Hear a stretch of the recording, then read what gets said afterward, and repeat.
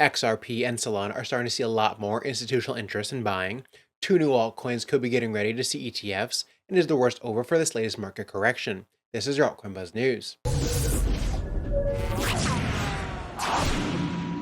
Hey, what's up everyone? My name is Cody, and if you're new here, make sure to like, subscribe, and turn on notifications so you know when I drop latest content. Follow us on Twitter, Altcoin Buzz IO, and as always, it's not financial advice, and wish you the best of luck in your crypto ventures. Alright, you guys, good morning. We are starting off today with Bitcoin pushing again into resistance around $97,000. We'll break through this time, hopefully, if we have a good FOMC today. But it seems that this pump happened yesterday all at once, pretty much on subsiding fears of the tariffs. So news came out yesterday that the Treasury Secretary, Scott Bessent, I believe, is going to be talking with China very soon. China confirmed this. So it seems like the worst of the headlines around tariffs is over. And so that gave Bitcoin the chance to pump. I believe the S&P 500, and we can see the Nasdaq and S&P 500 also pumped on this news yesterday. A little harder to see here, but they also pumped. Bitcoin pumped the most, and so it seems like the worst of the tariff news is over for now.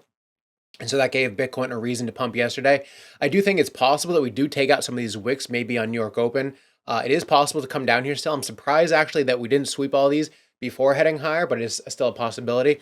And then we're going to have to see what happens at FOMC today, later this afternoon. Hopefully some good dovish news, and that will send us breaking through this level of resistance here.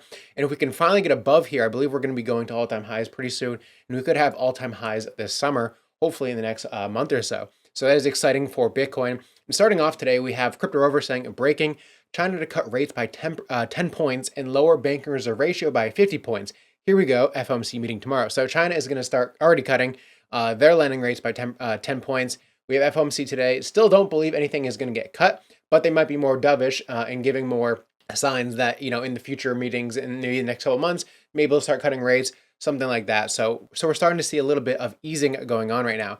Then we have sentiment saying, as traders brace for the upcoming FOMC decision, a major positive that crypto won't see a serious drop is the fact that Bitcoin ETF inflow money has been sky high since mid-April. Since April 16th, there has been $5.13 billion moved into collective Bitcoin ETFs, pumping the markets. So we've seen a huge amount of money going into ETFs since the lows in April. Then we have just heard Tommy Lee saying Bitcoin is telling us the S&P should recover soon, and honestly, that hit different. So we have Tommy Lee here talking about the S&P 500, but also Bitcoin as a digital asset. So I think this tariff shock, while it is shocking, I think earnings will probably outperform expectations. I mean, that'd be one thing. And then I think the things that were leading us down, whether it's Tesla or the Mag 7 or Bitcoin, they've begun to recover. In fact, as you know, Bitcoin's above its April 2nd level. So Bitcoin, I think, is telling us the S&P should recover towards the 5,800 level in the near term. And that's still upside from here. And then we have a CNBC host talking about Bitcoin as the best asset for the next 10 years,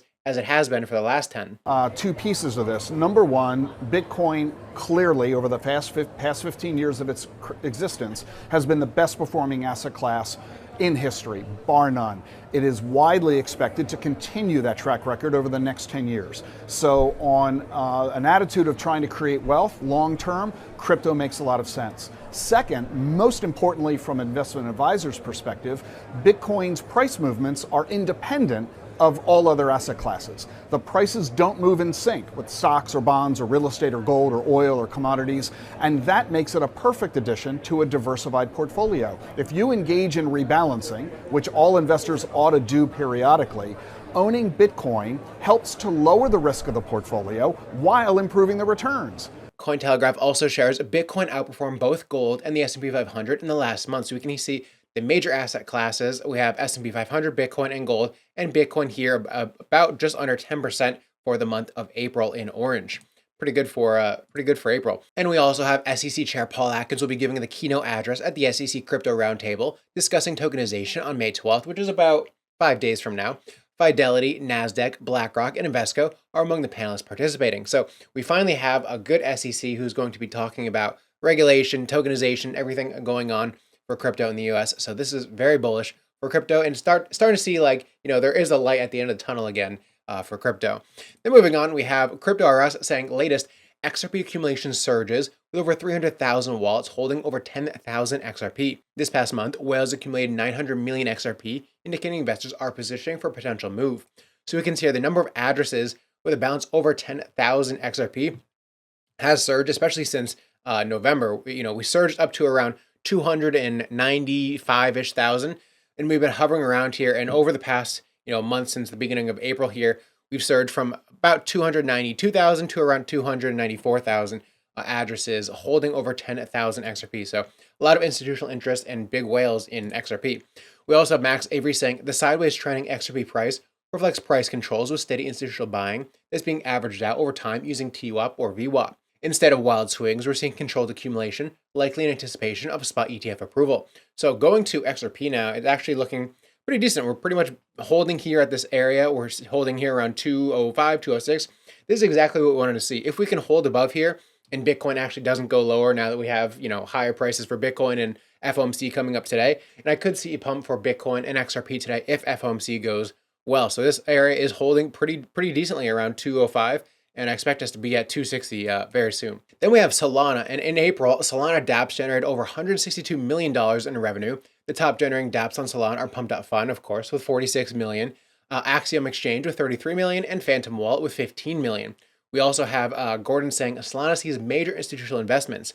DeFi Development Corp adds 82,000 Solana, holds over 400,000 Solana for $57 million plus, to stake for yield and Solana, and Strategy secures 122,000 Solana for 18.25 million through new financing. Are you connecting the dots? We also have Solana Flora saying Sol Strategies, which he was talking about, has executed the first $20 million tranche from a $500 million convertible note facility with ATW Partners, acquiring 122,000 Solana at an average price of $148.96.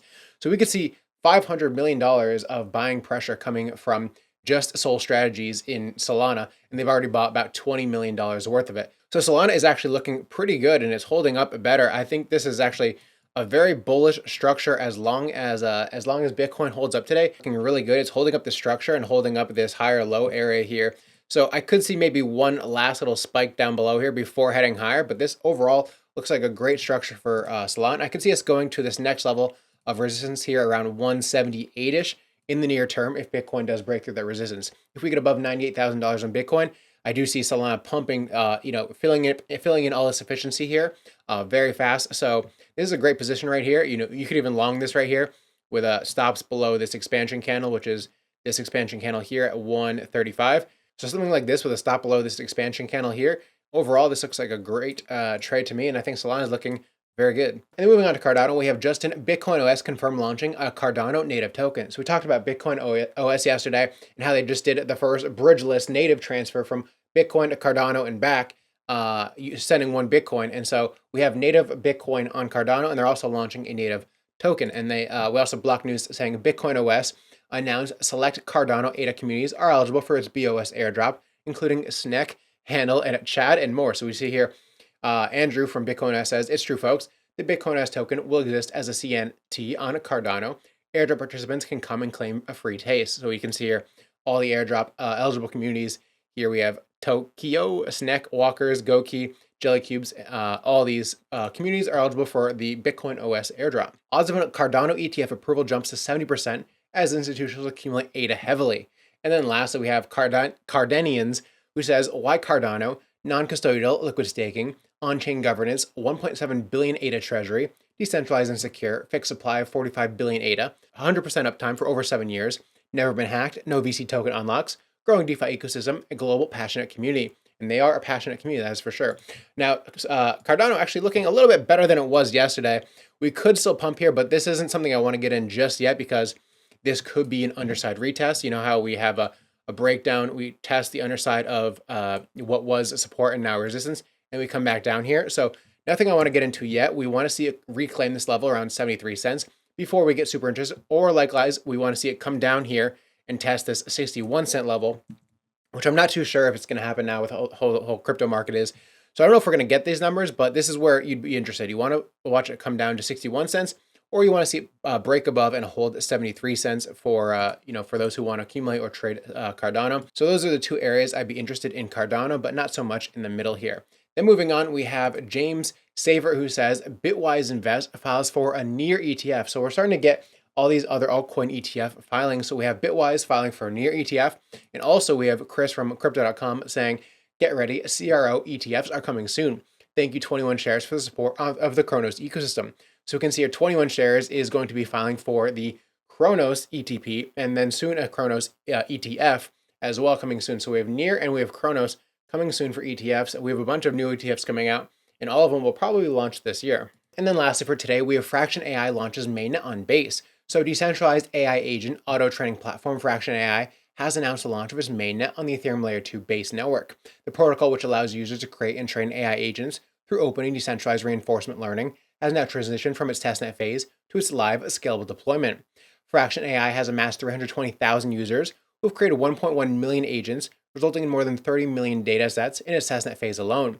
In addition, the platform's smart contract currently processes more than 90% of the total wrapped Ether volume on the Sepolia testnet. Users are now able to deploy AI agents on Base and engage them in live competitions in spaces or environments designed to reflect real-world tasks such as financial analysis, code generation, and copywriting. The project has attracted the attention of leading investors such as Spartan, Borderless, Anagram, and Symbolic Capital, together with advisors from Polygon, Near, and OG. Users of Fraction AI can earn fractals or proof of contribution, which will shape future Fract token allocations. So that is Fraction AI, and that is the video for today, guys. We are holding up pretty well here in this level. I mean, we are starting to sell off a little bit before New York Open, but nothing too bad here. I do think we see a break through this level of resistance very soon, and then I think we're off to new all-time highs very soon, and then hopefully in altcoin season as well, because Bitcoin dominance is soaring to new highs right now. So a lot of money flowing into Bitcoin just to get it above this. But once it does break above this, we'll finally have altcoin season once it does finally settle. So overall, the crypto market is starting to look good again. I think we could have a very bullish summer, maybe new all-time highs for Bitcoin as well. Hopefully not chop. Usually we get chop over the summers, but we had that one DeFi summer back in 2020. And I think we might have a similar kind of thing where Bitcoin hits new all-time highs this summer, as it's been very different from previous cycles. And I think we could have a very exciting next couple of months on our hands. So that is the video for today, guys. I hope you enjoyed, and I'll see you tomorrow.